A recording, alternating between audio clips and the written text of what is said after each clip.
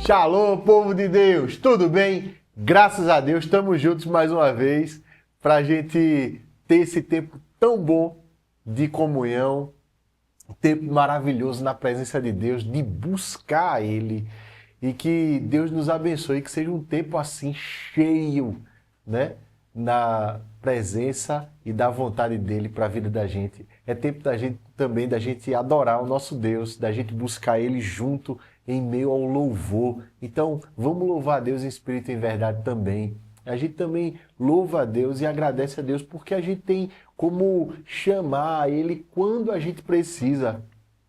Então Deus está aqui no nosso meio. Então é tempo também da gente levantar clamores, petições ao nosso Deus, entrega do nosso coração, de seja lá o que for ao nosso Deus. Vamos orar, agradecer a Deus por isso e louvar esse Deus maravilhoso. Pai, nós queremos isso, Pai, te louvar e te adorar, reconhecer a tua soberania, a tua majestade, o teu poder, Deus, a tua glória, Pai. Porque, Deus, a gente percebe em cada detalhe da nossa vida o Senhor tomando conta, o Senhor indo à frente, o Senhor assumindo o controle, Pai, de tudo, meu Deus. Pai, a gente fica assim, de coração até desconcertado, Pai, em perceber como o Senhor tem agido de forma tão boa, Pai, tão misericordiosa com a gente. Que o Senhor nos abençoe, Pai, e que o Senhor receba, então, o nosso louvor, a nossa adoração, em nome de Jesus. Amém. Povo, vamos adorar esse Deus maravilhoso? Bênção demais!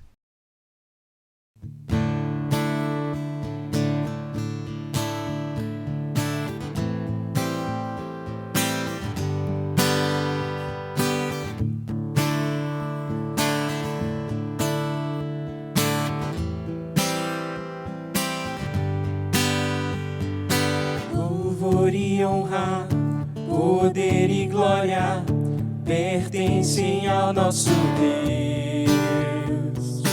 Todos os povos, tudo que existe, louvem ao eterno Deus. Toda língua confessará tua grande glória, todo joelho se dobrará. Em louvor exaltado sempre serás, e o teu reino jamais passará, ó eterno Deus.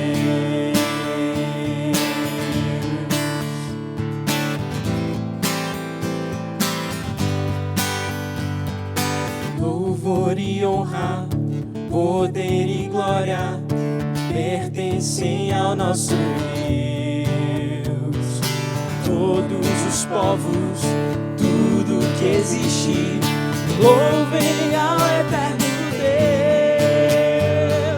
Toda língua confessará tua grande glória, todo joelho se dobrará. Em louvor exaltado sempre serás, e o teu reino jamais passará. Toda língua confessará tua grande glória, todo joelho se dobrará. Em louvor exaltado sempre serás, e o teu reino jamais passará, ó eterno Deus.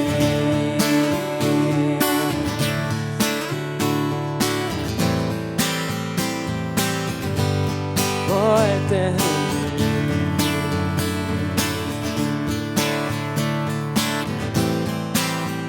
Teu reino será para sempre. Teu reino será para sempre. Cantem ao eterno Deus, pois nada consegue se comparar. Cantem ao eterno Deus. Teu reino será para sempre. Cantem ao eterno Deus, pois nada consegue se comparar. Cantem ao eterno Deus. Toda língua confessará tua grande glória, todo joelho se dobrará. exaltado sempre serás, e o teu reino jamais passará. Toda língua confessará tua grande glória, todo joelho se dobrará. Em louvor exaltado sempre serás, e o teu reino jamais passará, ó eterno Deus.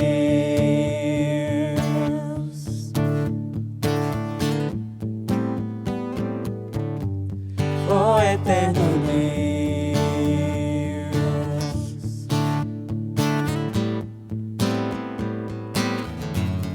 Ó eterno Deus.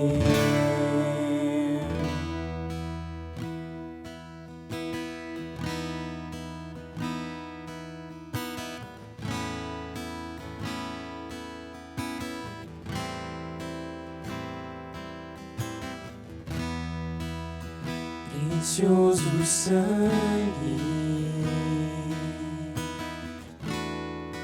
minha vida mudou, meus pecados e culpas lavou, deixando pra trás meu passado sem Deus.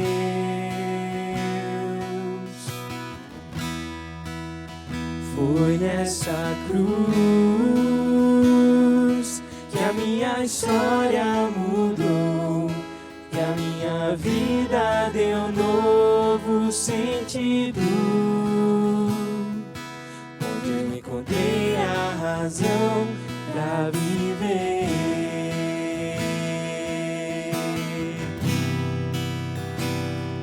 Jesus,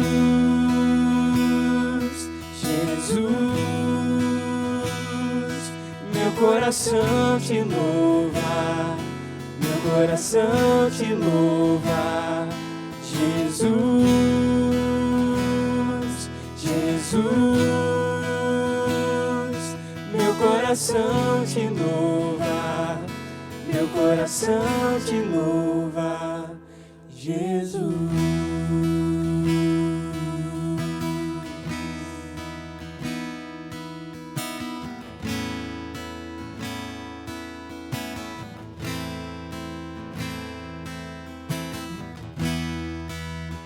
Precioso sangue, minha vida mudou, meus pecados e culpas lavou, deixando pra trás meu passado sem Deus. Foi nessa cruz que a minha história mudou, que a minha vida deu novo sentido, onde eu encontrei a razão pra viver.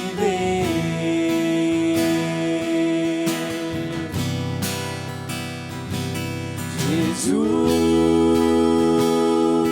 Jesus, meu coração te louva, meu coração te louva. Jesus, Jesus, meu coração te louva, meu coração te louva. Jesus, Jesus, Jesus, o meu coração te louva, meu coração te louva. Jesus, Jesus, Jesus, o meu coração te louva, meu coração te louva, Jesus.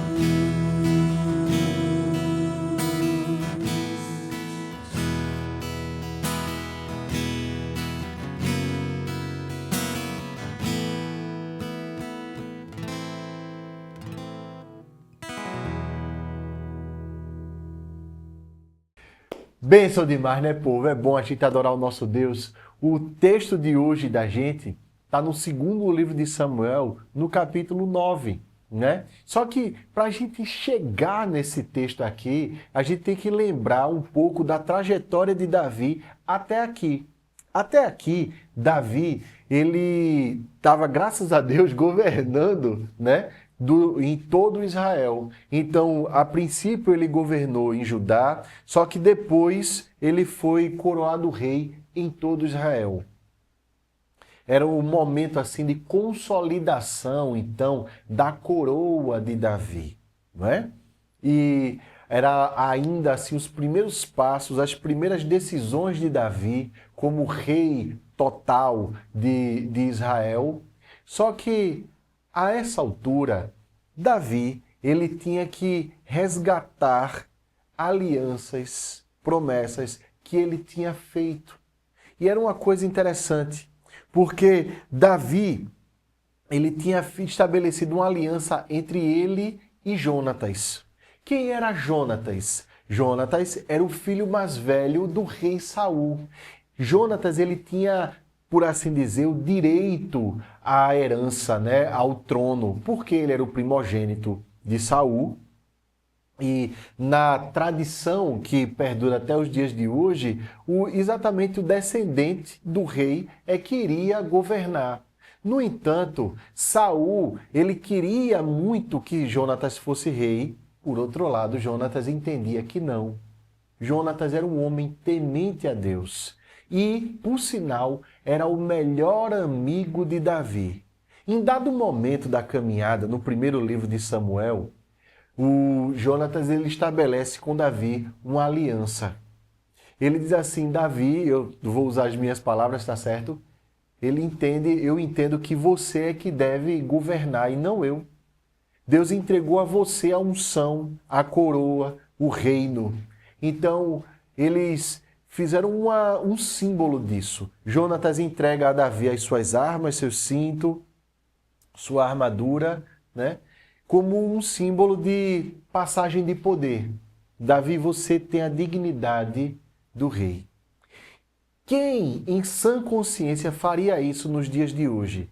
Quem entregaria, por exemplo, a vaga na universidade, a vaga no mercado de trabalho, a chave da empresa a alguém que a pessoa achasse que veio da parte de Deus?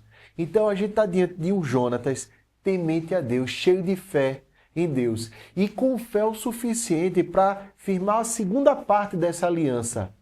Então dizia assim: Davi, se eu morrer, você toma conta da minha família, da minha casa. Esse é o termo bíblico.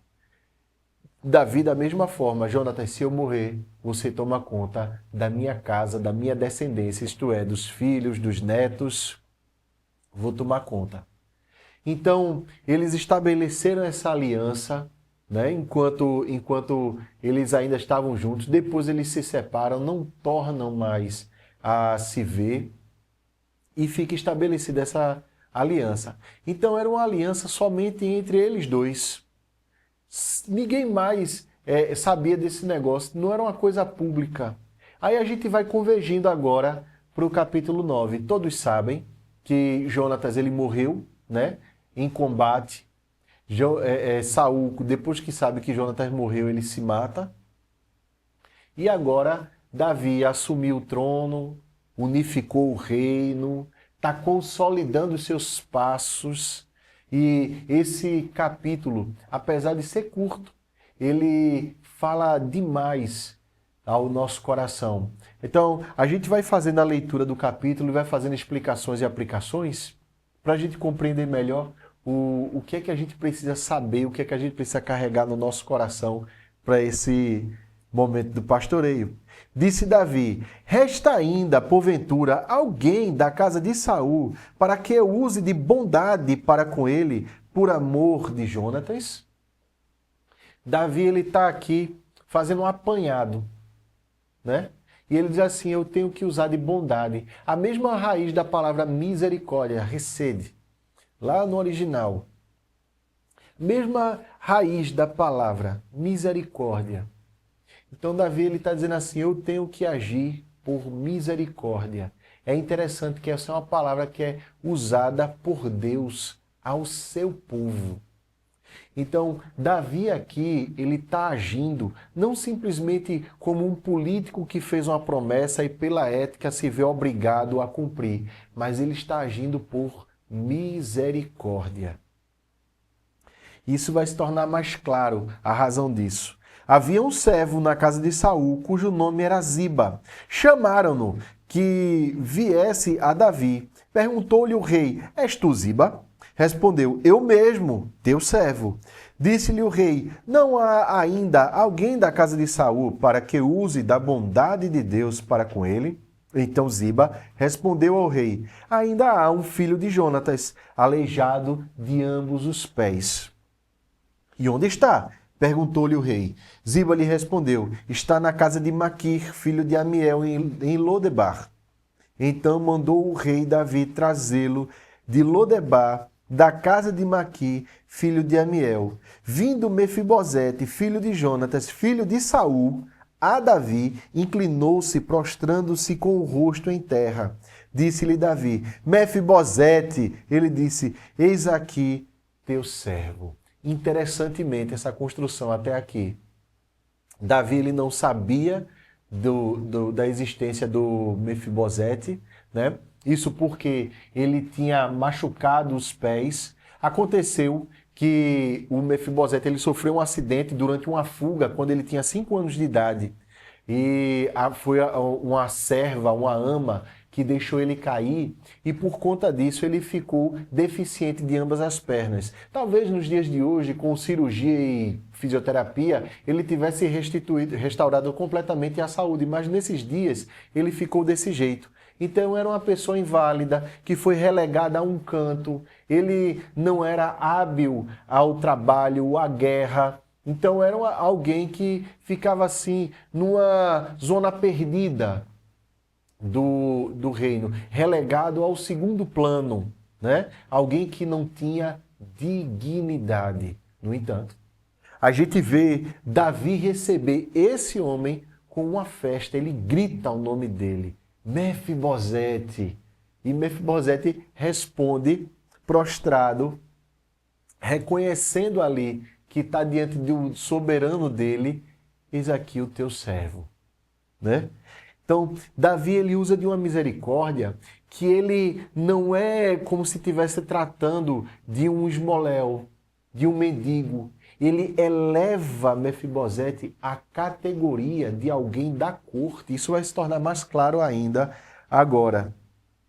Então lhe disse Davi: Não temas, porque eu usarei de bondade para contigo. Já é a terceira vez que Davi usa esse termo, né? Que designa essa misericórdia. Por amor de Jonatas, teu pai, e te restituirei todas as terras de Saul, teu pai, e tu comerás pão sempre à minha mesa. Peraí. A gente precisa esclarecer alguns pontos aqui, meus irmãos.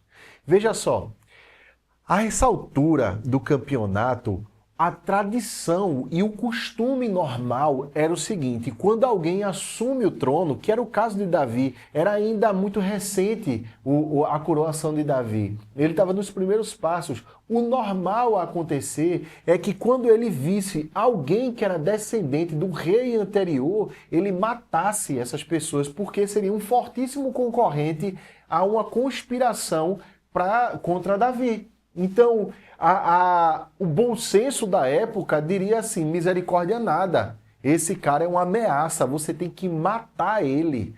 Mas Davi ele faz pior, entre aspas, né?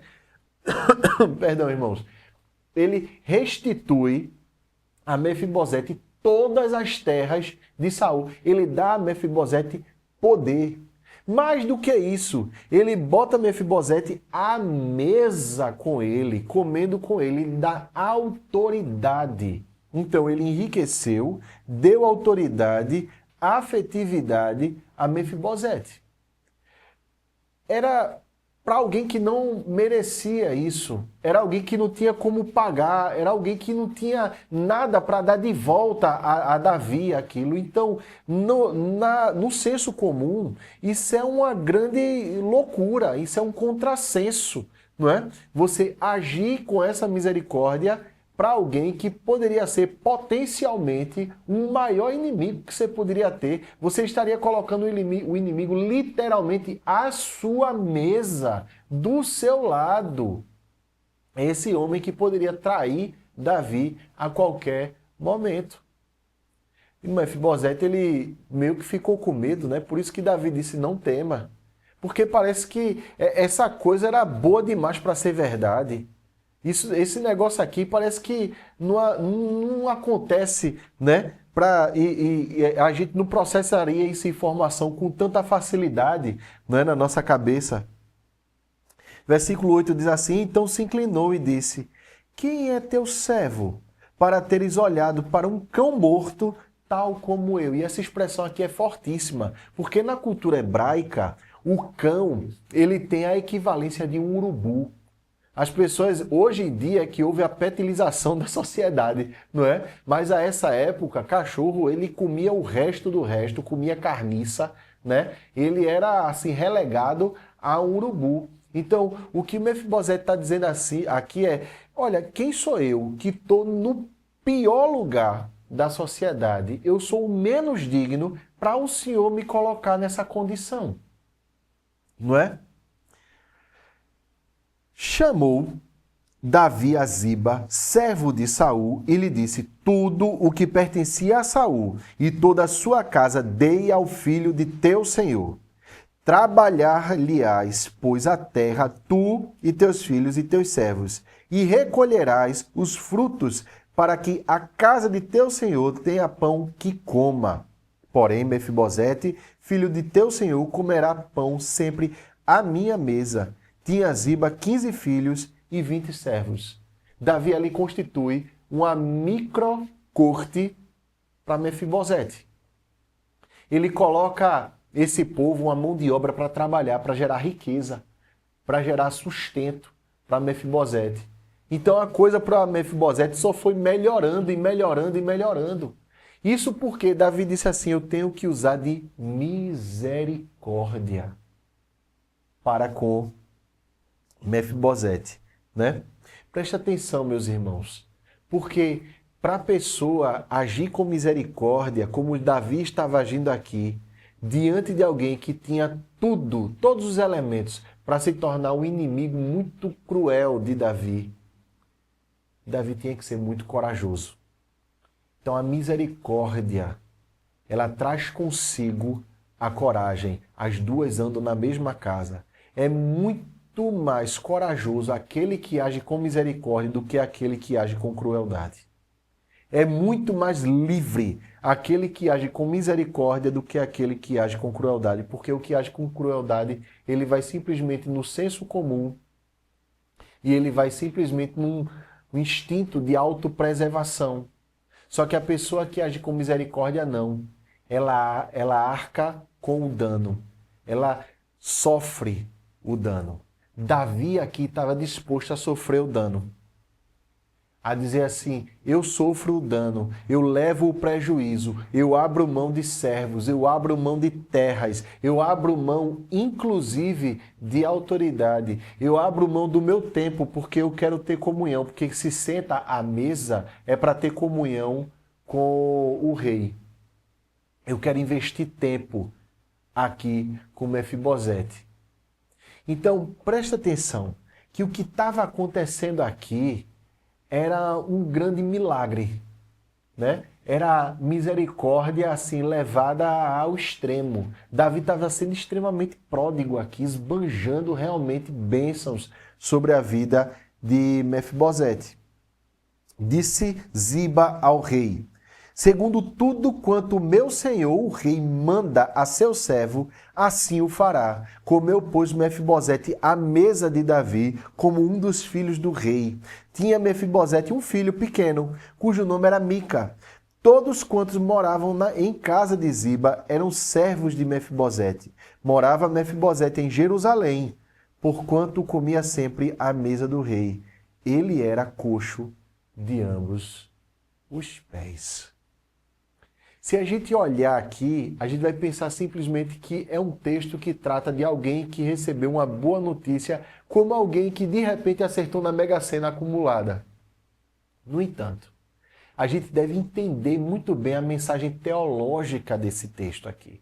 Porque Davi, aqui, ele estava sendo um tipo de Cristo. Ele estava apontando para a obra do Messias na vida de todos nós que somos o Mefibosete da história. Nós somos gente quebrada.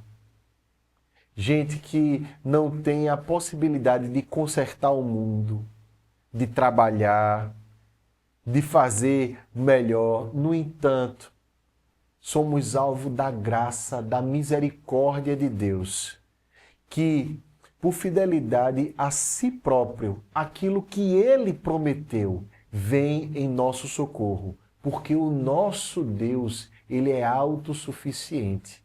Ele pode prover para nós, Ele pode se bastar.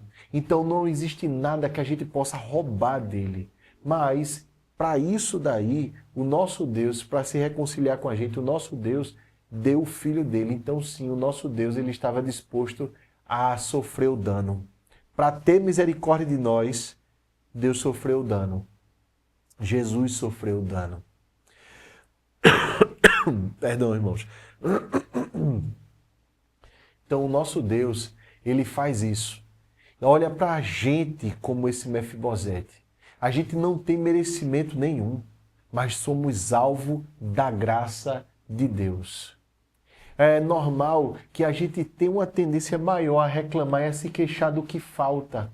Mas preste atenção em tudo que Deus tem te dado. Preste atenção em tudo que Deus tem mandado para você como provisão para a sua vida. Deus tem sustentado você até hoje. Ele colocou você como um dos filhos dele, do seu lado. Agora ele está dizendo assim, eu quero ter acesso a você, eu quero conversar com você. Imagina a quantidade de conversa de Davi com Mefibosete. Falando assim, olha, eu vivi muitas aventuras com seu pai, viu? Já te contei daquela vez que, e aí muita conversa boa. Com o rei. A gente tem esse acesso agora. E a gente pode dizer assim, Deus, olha só o que o Senhor está fazendo. E a gente abre a palavra e diz assim, olha só, daquela vez que o Senhor fez isso e aquilo. Agora a gente tem comunhão com o nosso Deus. O sentar à mesa é muito mais do que uma posição, é um estado de intimidade, porque a gente até hoje guarda a tradição de que a gente come com as pessoas que a gente ama. Né? A gente não chega numa praça da alimentação do shopping e senta com estranho, a gente senta e se aperta naquelas mesinhas com as pessoas que a gente ama. Né? Para um momento de intimidade, para um momento de comunhão, de risada, de conversas, de aconselhamento. Deus ele chama o povo dele a isso, a esse momento de misericórdia. E preste atenção quantas vezes a palavra fala que Deus usa de misericórdia. Jonas, o profeta, falou que Deus é muito clemente, né? E Jesus ele agiu com mais misericórdia do que qualquer um outro. Jesus ele se cercou na última noite, na última ceia, ele se cerca exatamente das pessoas que iriam o abandonar e o trair.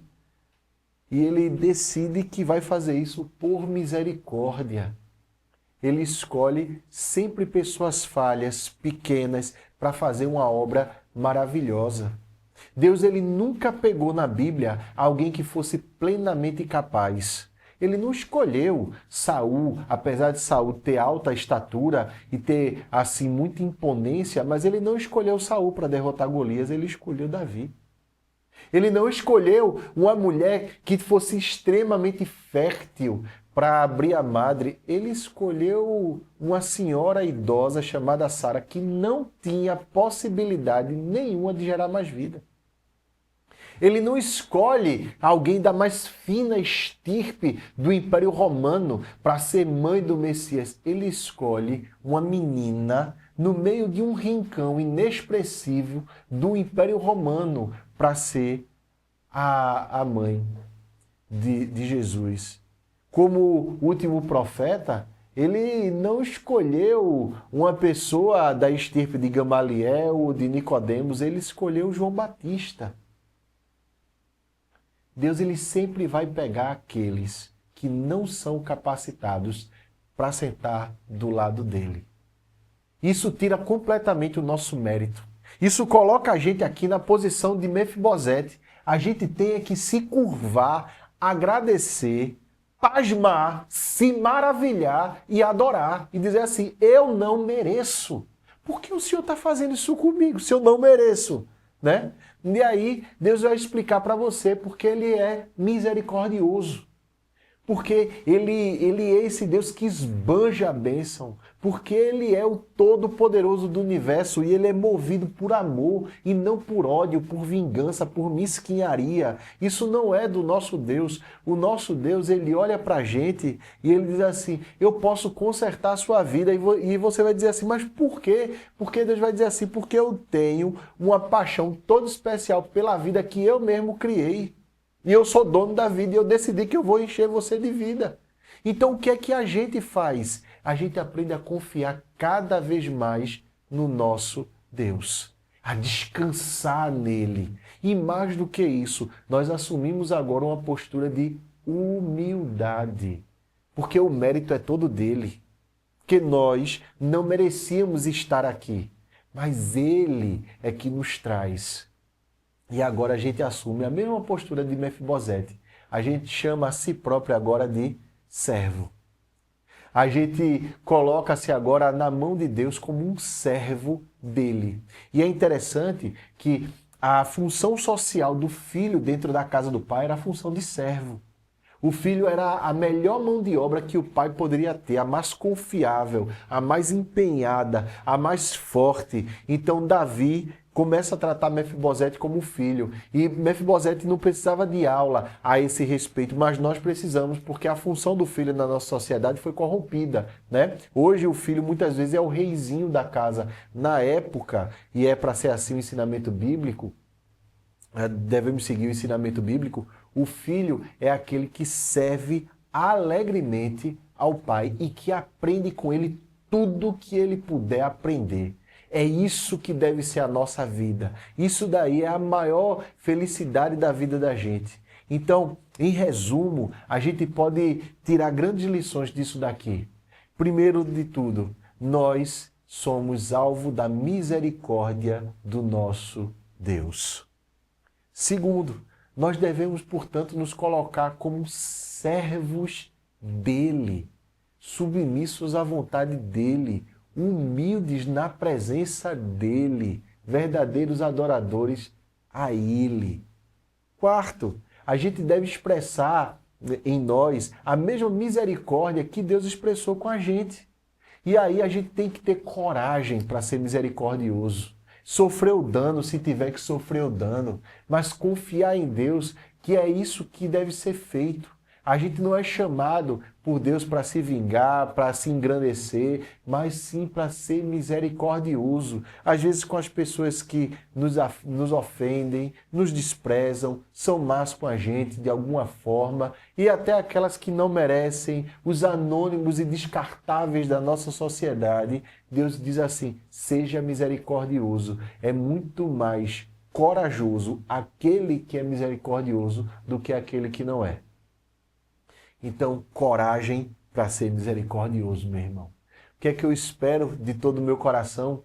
Que Deus ele nos abençoe e que Ele nos faça cada vez mais misericordiosos na presença dEle, em submissão a Ele, a serviço dEle, porque Ele nos colocou numa mesa do lado dEle para a gente desfrutar e se deleitar do banquete da vida ao lado do nosso Deus. Nosso Deus é maravilhoso, meus irmãos. Ele é extremamente generoso. A gente tem que olhar e muito para tudo que Deus nos dá e não para aquilo que a gente não tem. E isso daí é bênção demais para a vida da gente. Vamos orar mais uma vez? Que Deus maravilhoso, não é o nosso? Pai, a gente quer te louvar, Deus, te bendizer, se alegrar na tua presença santa, porque até aqui o Senhor nos ajudou. O Senhor tem derramado, Pai, assim, uma graça sobre nós tão grande, Deus, que faz a gente pasmar, Deus. A gente olha para a roupa que o Senhor nos dá, para a comida que o Senhor nos dá, o teto sobre as nossas cabeças, os amigos, as alegrias da vida, o trabalho, Deus. tudo, Deus. É misericórdia tua, é graça tua.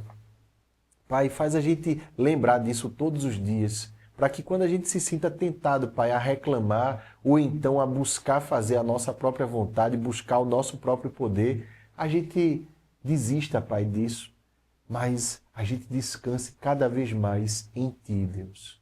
E se a gente de alguma forma tiver que sofrer o dano pela misericórdia, que o Senhor nos fortaleça, nos encoraje, Pai. Seja conosco então, Pai, com todas as famílias aqui, em nome de Jesus. Amém. Amém, povo de Deus. Que Deus continue abençoando você, a sua vida, e que esse ensino sobre o ser misericordioso encha o coração da gente todos os dias. Bênção demais, povo de Deus. Deus abençoe.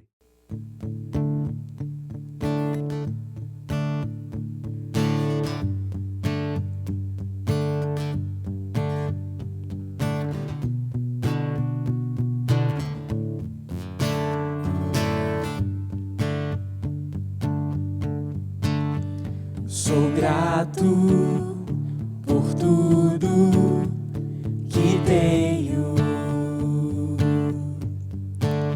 um tesouro maior desse mundo me foi dado como herança eterna. Prova de um amor tão profundo. Tenho vida, alegria em todo tempo. Tenho amigos, família, muitos irmãos. Foi Jesus, meu amigo verdadeiro, que fez tudo ao me dar a salvação.